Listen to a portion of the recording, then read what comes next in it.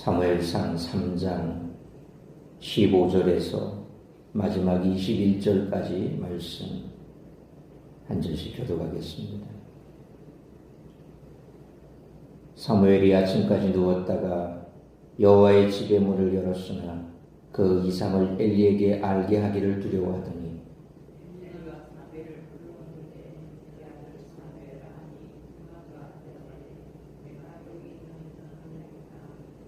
이르되 내게 무엇을 말씀하셨느냐 청하노니 내게 숨기지 말라.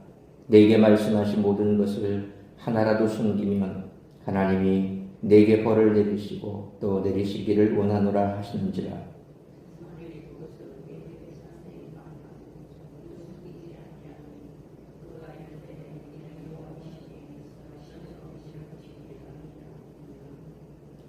사무엘이 자라매 여호와께서 그와 함께 계셔서 그의 말이 하나도 땅에 떨어지지 않게 하시니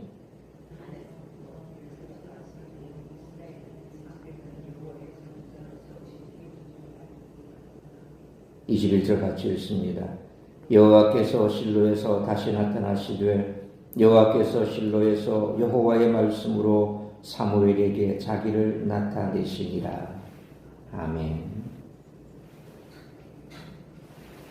엘리 제사장 밑에서 제사장 수업을 받아온 사무엘은 이제 하나님의 선지자로 세워집니다.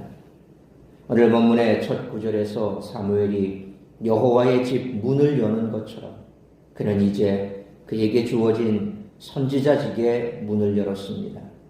하나님의 말씀을 전달하는 선지자로서 자신의 스승인 엘리에게 처음으로 하나님의 말씀을 전합니다. 이때까지는 엘리가 스승으로서 사무엘에게 말하는 입장이었다면 이제부터는 사무엘이 엘리에게 하나님의 말씀을 전하고 엘리는 듣는 입장으로 바뀝니다. 이는 영적 지도자의 바통이 엘리에게서 사무엘에게로 넘어가는 것을 보여주는 상징적인 사건입니다. 엘리는 사무엘이 그에게 전한 하나님의 말씀, 곧 그의 집안에 대한 심판의 말씀을 듣고 놀라거나 화를 내지 않고 하나님의 선하심을 인정하는 모습을 보여줍니다. 엘리가 이렇게 수용적인 자세로 담담하게 반응할 수 있었던 것은 2장 27절로 36절에 기록된 것처럼 그가 그 말씀을 처음 들은 것이 아니라 이미 하나님의 사람을 통해 들은 것이기 때문일 것입니다. 이처럼 오늘 본문부터 사무엘은 본격적인 역사 무대 전면에 등장합니다. 하나님의 임재와 신탁을 본격적으로 경험한 사무엘은 성장해 가면서 엘리 가문과는 달리 모든 이스라엘 백성에게 하나님의 신탁을 전해 주었습니다. 전에는 약하르, 드물다, 또 귀중한, 비싼 이런 뜻을 가진 오늘 본문에서는 희귀했다라는 말, 희귀했던 말씀들을 이제 온 이스라엘이 알 수 있게 된 것이죠. 엘리는 물론 그의 아들 홈니와 비느하스까지 성소에서 하나님의 일을 담당하며 지도자 노릇을 했지만 그들의 이야기 어디에도 하나님이 임재하셨다는 이야기가 혹은 그분의 말씀이 임했다는 이야기를 찾아볼 수 없습니다.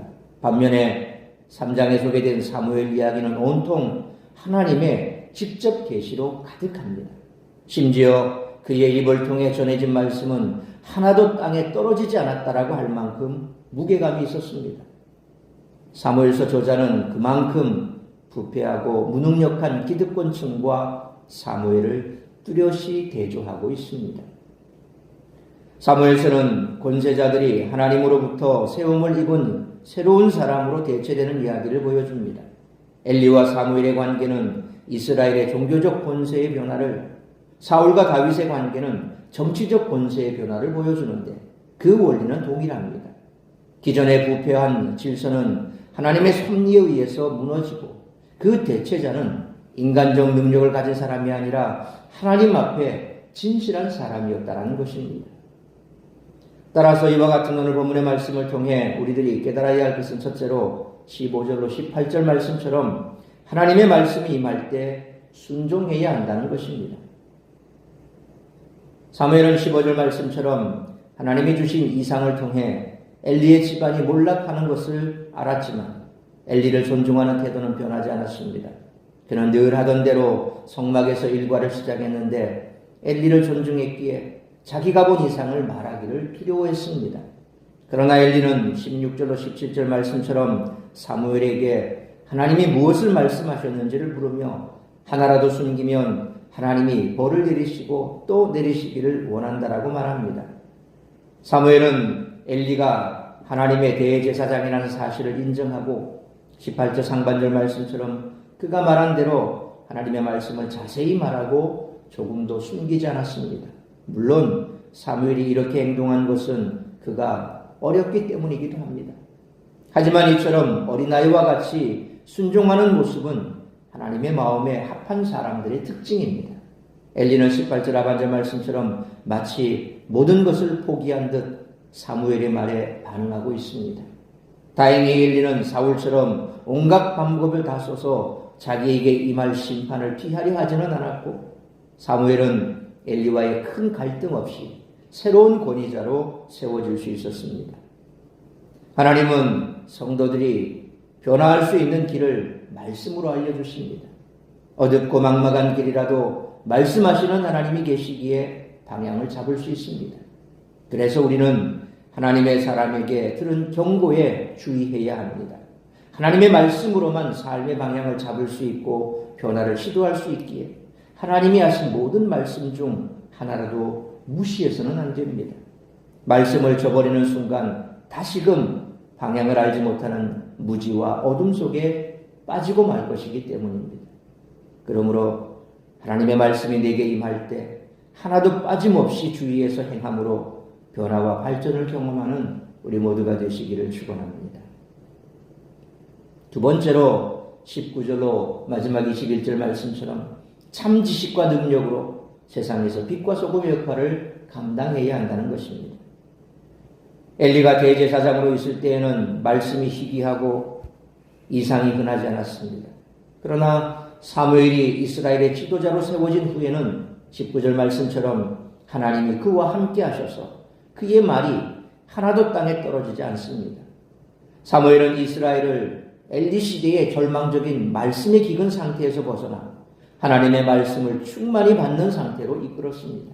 20절 말씀처럼 이스라엘의 최북단인 단에서부터 최남단 브엘세바에 이르기까지 온 이스라엘 사람들이 사무엘을 여호와의 선지자로 인정했고 21절 상반절 말씀처럼 여호와께서는 성막이 있던 실로에 다시 나타나셨습니다.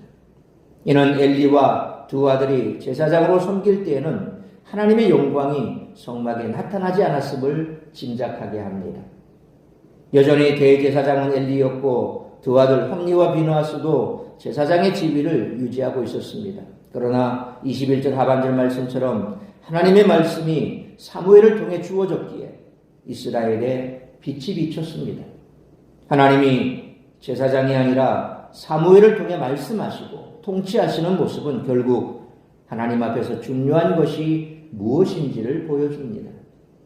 그러므로 세상에서는 지식이 없는 졸업장과 학위증, 노력이 없는 자격증이 여전히 존재하지만 하나님의 사람들은 그런 현실을 비난하고 한탄하지 말고 자신이 참 지식과 능력을 소유함으로써 세상에서 빛과 소금의 역할을 잘 감당하는 우리 모두가 되시기를 축원합니다.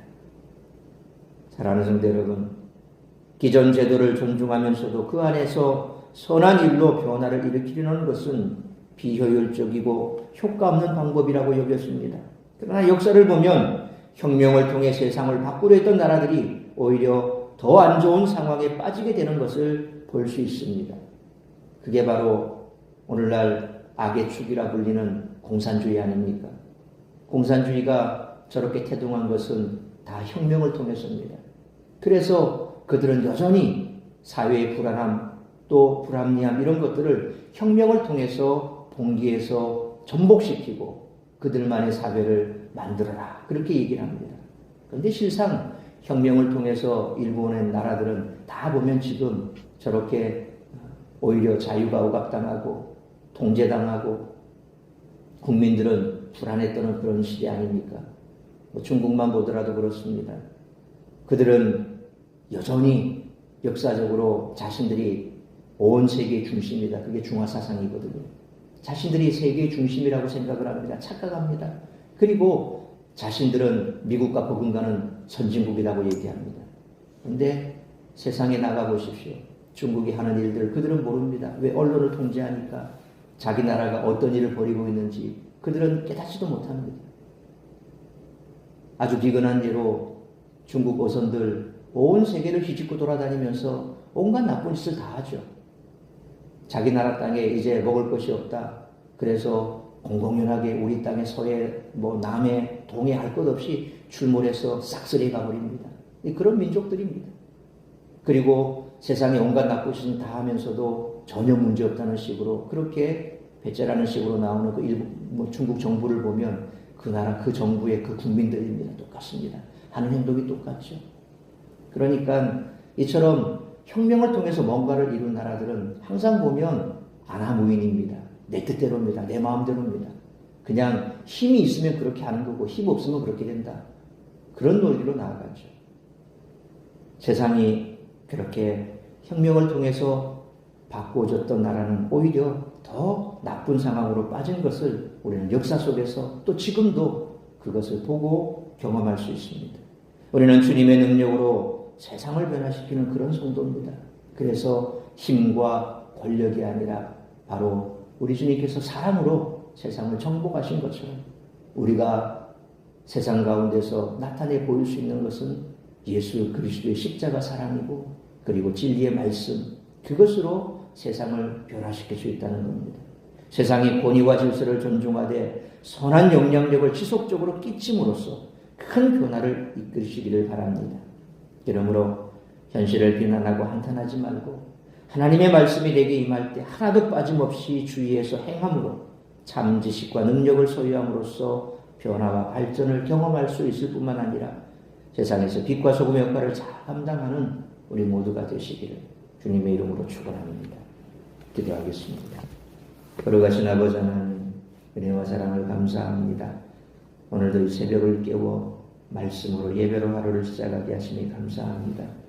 오늘 우리에게 주신 말씀 우리가 가슴 깊이 새기면서 항상 우리에게 말씀이 주어질 때 그것은 누구에게 주어진 말, 누가 들어야 할 말, 그 사람이 듣지 못해 안타깝다는 그런 마음이 아니라 오늘 선포되는 그 말씀은 내게 하신 말씀이라고 내게 주신 말씀임을 깨닫고 또 그 말씀을 지켜 준행함으로 날마다 성령 안에서 우리가 점점 더 그리스도의 장성한 분량에까지 나아가는 그런 삶을 살아야 할 줄 믿습니다.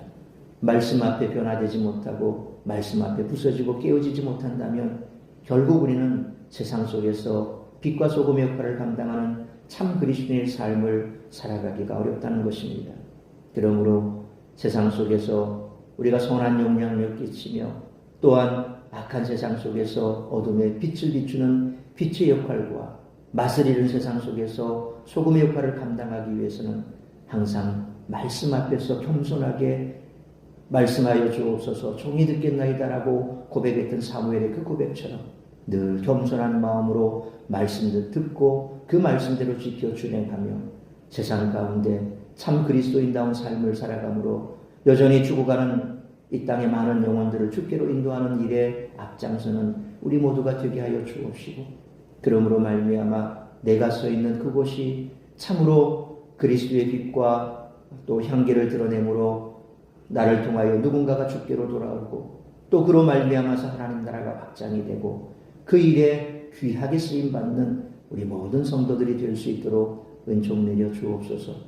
오늘 이 한 날도 나를 통해서 이루고자 하는 하나님의 뜻이 무엇인지 그 뜻을 이루어 나가며 우리의 가정이 또 우리의 교회가 지역을 섬기고 열방을 섬기며 세상 가운데 선한 영향력 끼치는 그런 자녀들 그런 사람들로 가득가득 채워나가는 복된 가정들 복된 성도들 우리 복된 교회가 될 수 있도록 은총 내려 주옵소서. 이 모든 말씀 우리 주 예수 그리스도의 이름으로 기도하옵나이다. 아멘.